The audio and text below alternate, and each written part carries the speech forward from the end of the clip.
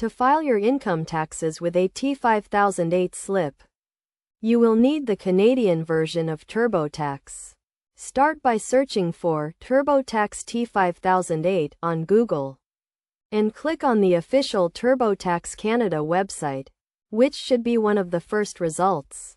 This website provides information about the T5008 slip, also known as a statement of securities transactions. Once you have accessed the website, click on the Start Filing option to begin the process. You will then be directed to choose your TurboTax product, such as the online version, full service, or assist and review. Each option has different features, so select the one that best suits your needs.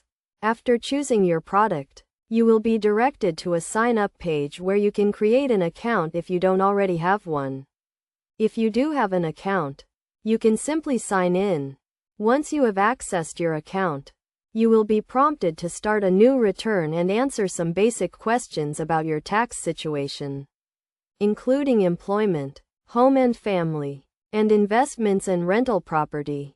You will need to provide accurate information to proceed. As you continue, you will have the option to choose how you would like to complete your return, such as doing it yourself or having a tax expert assist you. Once you have made your selection, you can begin answering the necessary questions to complete your return.